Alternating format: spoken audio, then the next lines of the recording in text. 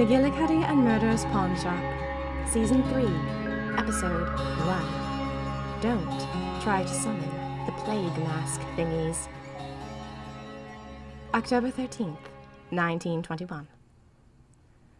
Things feel more real than they used to. Is that an odd thing to say, diary? Well, I am a very odd person. If you haven't figured that out by now, then you really have no business being my diary. It should have been perfectly obvious at this point. My soul splats are all over you. But things do feel more real. It's strange, living inside magic. What I mean to say is, magic used to be this far-off thing. It was a whisper. You sort of wanted it, hoped you could get inside of it, but then it went away. You didn't believe in it, not really. Well, now I'm totally within it, and it's much warmer than I expected. It's easier, it's simpler. You would think that, now that I'm a magical being who can teleport anywhere in the world, break spells with a single word, well, you would think that things would feel strange and electric all the time. But they don't. Things feel quite comfy now. I guess I have accepted the glorious as commonplace, but in a nice way. I guess I have decided that I deserve this. Part of my imposter syndrome is going away. Here's an example of what I mean. This morning, I woke up. My room is peculiar from head to foot, and little green glass lamps floated all around me as I got dressed.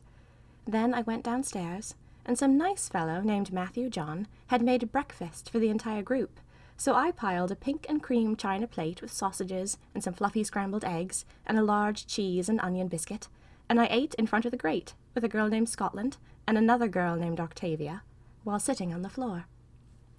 Then after breakfast, I went to Mr. McGillicuddy's study, which is filled with small reptile skeletons and huge, shimmering butterflies and lots of old, delicious-smelling books.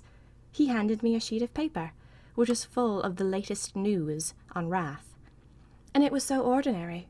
To walk into that room and accept that piece of paper about a deranged puppet man who'd just been spirited away by a group of weird plague mask birds. And I simply accepted it. Ho-hum. How kind and calm and delightful. Ho-hum. What an amazing life I have. Although, I have to confess, diary, one thing about me hasn't changed one bit. I am still a procrastinator. I have that sheet about Wrath sitting at my elbow, but I'm writing to you instead. And it really is high time I wrote to you, isn't it? It's been 2 whole days. You have things to be caught up on. You are very important. But I'm also procrastinating because I don't know what to do about this list of facts on Wrath. It's some names of people he used to know, his skills, his past missions, back when he belonged to the pawn shop, before the night enthusiasts put him in that train car and made him go mad.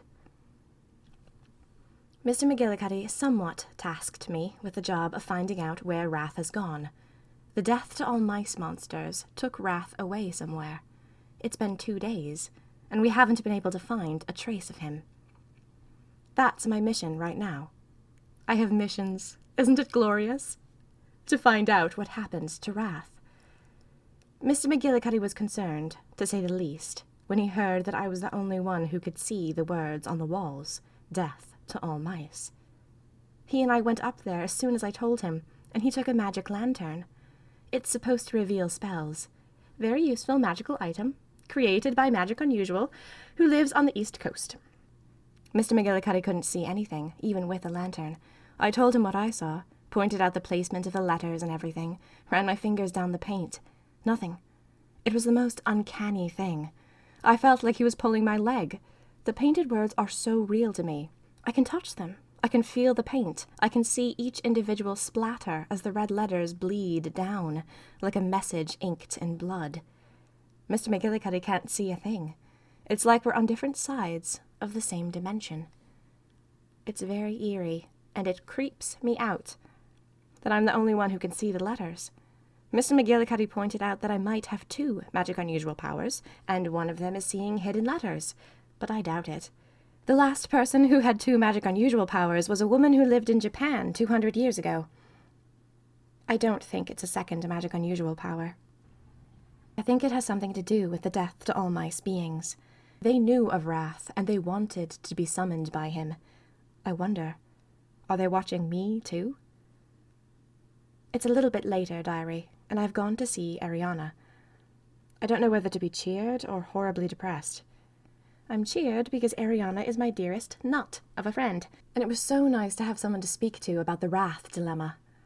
I'm horribly depressed because, well, our meeting went something like this.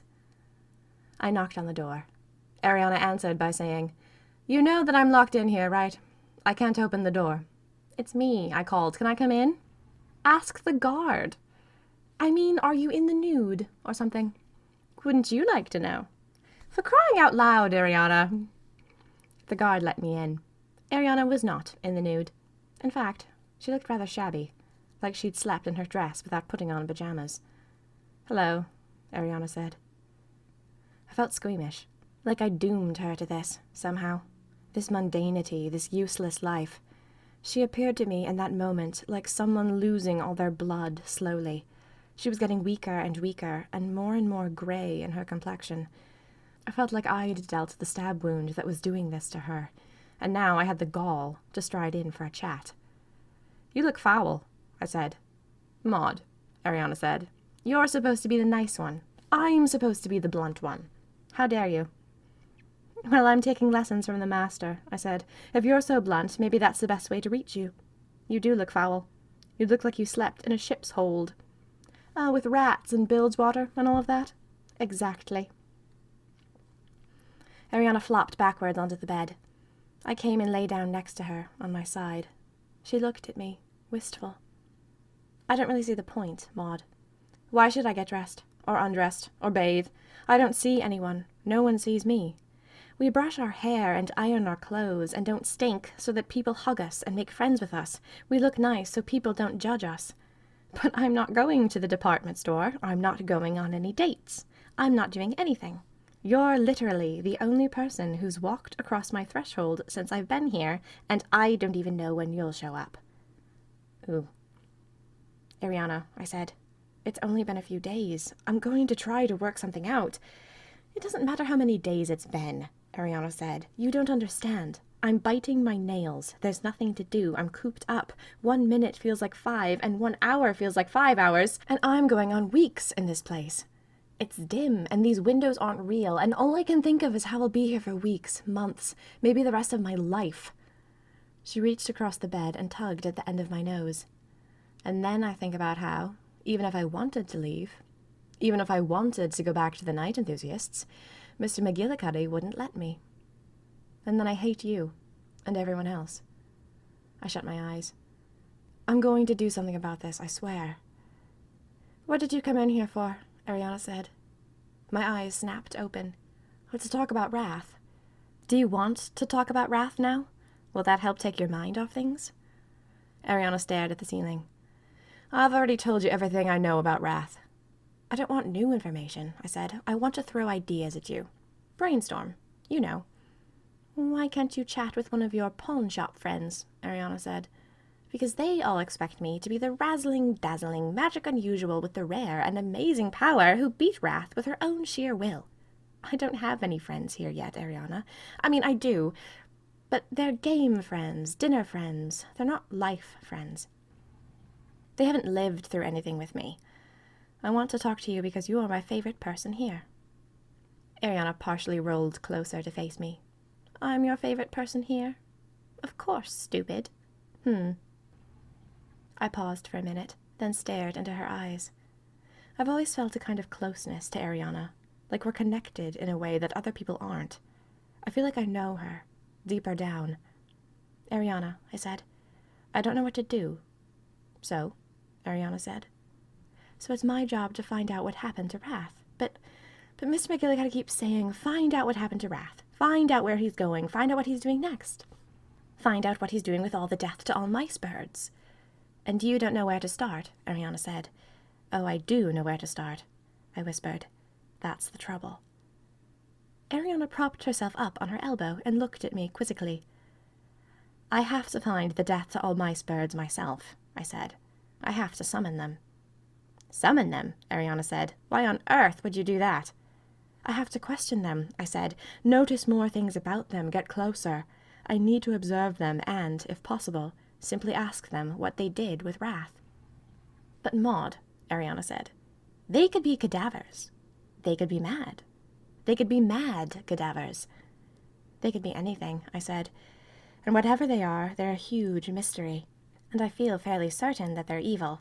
Every time I think about them, I feel like my soul has been covered in mold. Death to all mice, Ariana mused. What does that even mean, anyway? Death to all cowards, I said. Death to all pests? Ariana said. We lay side by side on the bed in silence. Suddenly, Ariana got up. I feel gross, she said. I'm suddenly aware of how crumply my dress is. I'm going to get changed. I stared at the ceiling while she took off her dress and put on a fresh one. Cute garters, I said, when she came back. Aren't they? Ariana said. It's a pity I don't have anyone to look at them but you. We giggled, and then lapsed into silence again. Ariana, I am going to get you out of this, I said. How? Ariana said, with a wry smile. Well, I choked up inside. I wasn't sure why this next bit was so hard to say. I'm going to try to find a way to return your soul. Ariana, to my dismay, snorted. Oh, Maud, she said, you blind sheep. Ariana, I said. My soul isn't sleeping, Ariana said. It isn't neglected or bruised or hiding under a rock. It is dead. I killed it. I went into that chamber under the sea, same as you. I saw a small white rabbit, and I killed it with a rock. It was horrible. But I did it. It is dead. Its blood ran all over me. Why did you do it? I asked. I wanted power, Ariana said. I wanted magic. I wanted to escape the mundane. But you didn't know about the pawn shop, I said, when the night enthusiasts convinced you to join. No, Ariana said. But I wasn't tricked or forced, Maud. I wanted to become a night enthusiast. You didn't know you had options, I said. That isn't right. Well, it happened, Ariana said. It is what it is. But I searched for the proper way to say it. The colors are gone. What? Ariana said. Don't get poetical on me, Maud, for heaven's sake. I've had my soul removed too, I said, temporarily. The colors are gone. Things feel drab. There's no trust in life or in goodness or in anything like that, Ariana said in a quiet voice. You still have that? Yes, I said. She said. Well, good for you. She patted my hand in a tense way, in a way that told me she wanted me out of her room. But there's no way to get my soul back, Maud. What's done is done. I've lost a limb. It's over. So don't bring it up. I realized I would need to keep my thoughts secret from Ariana in the future. I didn't blame her for being snappish. It wasn't exactly a pleasant subject. So are you going to summon the death to all mice birds? Ariana said. Have a little chat? Don't make fun, I said. Will you, though? Ariana said. I paused. Yes, I said. I will. Well, Ariana said. I could tell she was still irritated with me. Don't do it in here. I don't fancy them knowing my home address. It was a good point. Maybe it wasn't best to summon them down here, in our secret base. Off you go, then, Ariana said. So, like I said, Diary, I left, feeling oddly cheered and horribly depressed at the same time. I don't believe Ariana's soul is gone for good. I think there's some way to get it back. I have no idea how, but I'm going to do quite a bit of digging. In the meantime, I'm going to try to summon the plague mask thingies. Diary. Good gosh. So I went to summon the death to all mice birds, you know, like one does. I went back to 1921, to the pawn shop, since, as you probably remember, the secret base is located within a murder object, and therefore back in time. Well, anyway, I was back in 1921, and I went outside and walked to the park. I stood under the shade of a tree, and then realized that that didn't make any sense, because everyone in the park would see the birds, so I teleported to the cemetery. I slipped into a crypt, shut the door, and then tried to remember what on earth I'd done last time. All I'd done to summon the beings was say, "Death to all mice," multiple times aloud. I couldn't remember how many times, however. Had it been 2? 3? I just checked in your pages, Diary. As I recorded it, it was twice. But was that exactly what happened? I've already made idiotic records in your pages. Remember the time I got a pen from the night enthusiast who was guarding my ostrich cage? I used the pen to roll a murder object towards me and escape to France, just in time to not be killed by Rath's poison gas. Well, I never mentioned that the night enthusiasts had confiscated my pen, because clearly I'm going to stab a guard in the neck with my fountain pen, and all I had at the time was the broken end of a pencil. Honestly, diary, how do I miss these things? I would lose my head if it wasn't on my neck. But that all goes to show that some of my records are idiotic. I am the cream of the crop where lunacy is concerned, and I'm quite proud of it. But I digress. I decided to start with 2 and move up to 3. I squeezed my eyes shut. "Death to all mice," I exclaimed. "Death to all mice." Do you ever feel silly shouting into a silent room, diary? I felt very silly. I opened my eyes, wondering if the crypt was about to get very crowded with birdies. "Death to all mice," I said again. Nothing happened.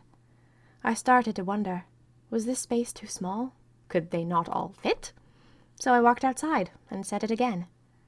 Nothing. No weird birds. No plague masks. I keep calling them birds. They're probably human. It's those beaks. Those plague mask beaks. Anyway, I felt all shivery. Diseased, even. I felt so scared, like I'd scratched the surface of hell and gotten it under my fingernails. I was relieved that they hadn't shown up, to tell the truth. Maybe Rath is gone. Maybe he's never coming back to this reality. Maybe it's all over. Maybe I don't need to summon the death to all mice thingies, and it doesn't matter that it won't work. Well, I returned to the secret basement of McGillicuddy and Murder's pawn shop, but the place was in an uproar. I don't mean a loud uproar with people shouting. I mean that I knew instantly that things were off. I saw Rupert go dashing past, and then a second later, Scotland tore down the hall carrying a medical bag. That medical bag scared me. Medical bags always scare me, because of the epidemic that killed my parents. The way the doctor came that night, carrying that bag. I knew that there were sharp things in it.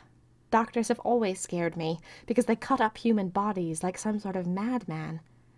They slit skin and pull at muscle, and it's all for our own good, but there's something ghastly about a human soul, lying there bleeding and wounded and moaning, because someone kind slit into them on purpose. Well, anyway, it scared me at the time, because my parents were dying of influenza, and I was sick with it, and the doctor came to our house. That little bag. It was a little crusty. The leather was old. I remember. I was getting better, and the doctor told me so, and I thought, all right then. We're all going to be fine. My parents were in separate rooms. I was so foggy, so sick, but I remember that bag. I remember wishing that my parents were in the room with me, because I was afraid he was going to take something sharp and nasty out of the bag, and I wouldn't be able to stop him because I was so sick. And I wanted my mother. I wanted my father, smelling of pipe tobacco, to talk in his calm, even voice to the doctor, and then make a quiet joke that was so understated it would probably take the doctor 3 seconds to realize that it had been a joke. And then my father and the doctor would laugh, and I would know that everything was all right, and he'd take the doctor out of my bedroom and away from me, and my mother would sit down beside me, smelling of soft rose perfume and linen, and she'd hold my hand. Her fingers would be dry and calloused and so smooth and comforting against my skin. And I'd say, "Mamsie, I'm scared." And she'd say, "Stop being scared. It's my job to worry about you. You don't have to worry about yourself." And I'd fall asleep like that, because I could never be scared when she was in the room. I wished for them to be there in that moment when I was alone with the doctor. I wished for them, and I fell asleep imagining them there with me. And I never saw them again. So anyway, I don't like the look of doctor bags. Scotland is a doctor, and she's very good at it. We've had special conversations since I moved into the secret basement, but I still don't like seeing doctor's bags. And when she came past carrying that one, well, I pictured someone lying in a pool of blood on the kitchen floor, and it wasn't a fun prospect. Mr. McGillicuddy appeared then. "Maud," he said. "What's going on?" I said. Something clearly was. Mr. McGillicuddy, to my surprise, hurried past me up the stairs out of the secret basement. "Don Mamungus is having a fit," he said. "Don Mamungus?" I said. the leader of the night enthusiasts. She was currently our prisoner, locked up in a secret prison location. She and all the other night enthusiasts I freed from their train cars. I hadn't seen her since she was a tiny wooden thing, standing in a wooden train car. The train cars had been taken to our secret prison base, and then the night enthusiasts inside them had been released. I'd broken the spell, but the spell took a long time to complete itself. I wondered, with a shiver, if Don Momungus had any wooden bits now, the way that Wrath was now partially made of wood. "She's having a fit," I said. My brain was whirling. "Do you mean she's angry?" "No," Mr. McGillicuddy said. "I mean she's coughing up wood and having seizures. I'm afraid it's going to happen to the rest of them. Scotland, have you got your bag? Good. For heaven's sake, let's go." "Maud," Scotland said, "you'd better come too." "Me?" I said. "You set them free," Scotland said. "You might want to try breaking the spell again, in case there are layers." Layers? I was shocked, floored. I felt my heart stutter. Could the spell be broken in layers? If it could, it meant that Wrath could be restored from his partial puppet state. If I could find him. We hope you've enjoyed Season 3, Episode 1, Don't Try to Summon the Plague Mask Thingies, of McGillicuddy and Murder's Pawnshop. McGillicuddy and Murder's Pawnshop is written and performed by Minerva Sweeney Wren, all rights reserved. Friends of the Pawnshop, are you hearing an ad right now for Bartholomew Bilius's all-in-one toe cream, wart remover, and toothpaste? You are not. Do you know why? Because this podcast is free and always will be. This podcast is advertisement-free and always will be. However, there is a unique opportunity awaiting you if you become a $1 patron. Minerva Sweeney Wren hopes to start a second podcast called The Dark and Decrepit Planet of Spin, where, instead of merely listening each week, you will solve real puzzles and make real choices that determine the outcome of the tale. Think of it as an enormous collaborative storytelling adventure. For more information, please go to patreon.com/SweeneyWren. Please remember to share this podcast with your friends. A post on the audio drama subreddit, an in-person recommendation, or a social media share do more to market this audio drama than anything Minerva Sweeney Wren can do on her own. She relies on you. McGillicuddy and Murder's Pawnshop will continue with Season 3, Episode 2. The Barking of the Mad